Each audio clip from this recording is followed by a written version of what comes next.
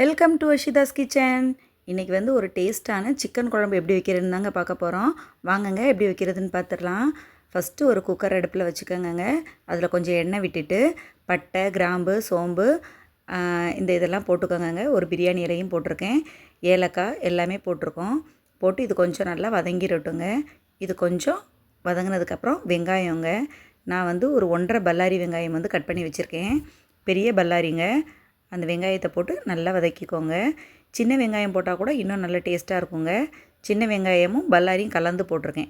இப்போ இதை நல்லா வதக்கிக்கோங்க. நல்லா வதக்கிக்கோங்க. ஓரளவுக்கு நல்லா வதங்கினதுக்கப்புறமா இப்போ பாருங்கள், நல்லா கண்ணாடி பதம் வர்ற வரைக்கும் வதங்கிக்கணும்.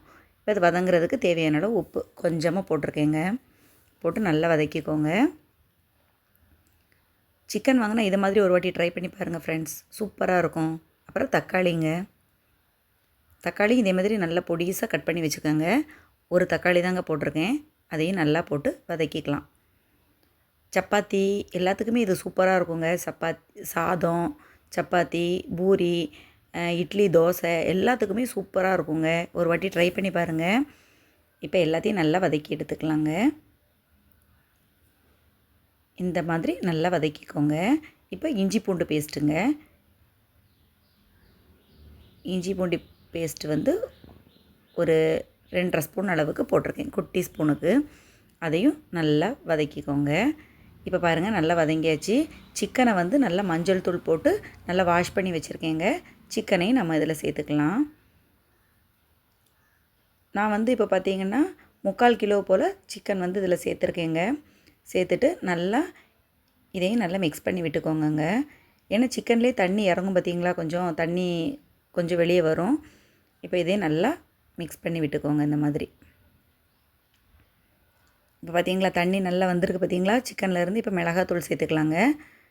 இந்த அளவுக்கு மிளகாத்தூள் சேர்த்துக்கோங்க. அப்புறம் மல்லித்தூளுங்க. மல்லித்தூள் இந்த அளவு சேர்த்துக்கோங்க. அதுக்கப்புறமா சிக்கன் மசாலா பவுடர் வந்து வீட்டில் திரித்து வச்சுருக்கேங்க.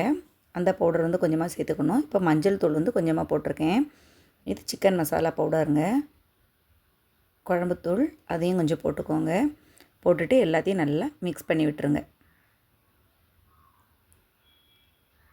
அதில் வந்து வத்தல் பொடியெல்லாம் சேர்த்துருக்க மாட்டோங்க சிக்கன் மசாலாவில். அதனால் வத்தல் பொடி வந்து கரெக்டான அளவுக்கு போட்டுக்கோங்க. உப்பு போட்டாச்சு. இப்போ எல்லாத்தையும் சேர்த்து நல்லா மிக்ஸ் பண்ணி விட்டு தண்ணி ஊற்றி வச்சுருங்கங்க. நல்லா வெந்துடட்டும். வெந்ததுக்கப்புறமா பார்ப்போம். பாருங்கள், நல்லா வெந்துருச்சு பாருங்கங்க. சிக்கன் வந்து நல்லா வெந்துருச்சு பாருங்கள். சிக்கன் சூப்பராக வெந்திருக்குங்க. நல்லா சாஃப்டாக இருக்குது, சூப்பராக வெந்திருக்கு. இப்போ இந்த ஸ்டேஜ்லேயே போதும், நாங்கள் வந்து தேங்காய் சேர்க்க மாட்டோம் அப்படின்னா நீங்கள் அதோடு முடிச்சிருங்க. இப்போ நான் வந்து கொஞ்சமாக தேங்காய் சேர்த்துருக்கேங்க. தேங்காய் போட்டு கொத்தமல்லி இலை போட்டு ஒரு கொதிக்க விட்டுருக்கேங்க. நல்லா கொதிச்சிருச்சுன்னா இதை வந்து எல்லாத்துக்குமே வச்சு சாப்பிட்டுக்கலாங்க. தோசை, இட்லி, பூரி எல்லாத்துக்குமே செம காம்பினேஷன், சூப்பராக இருக்கும். ரைஸுக்கும் சூப்பராக இருக்குங்க.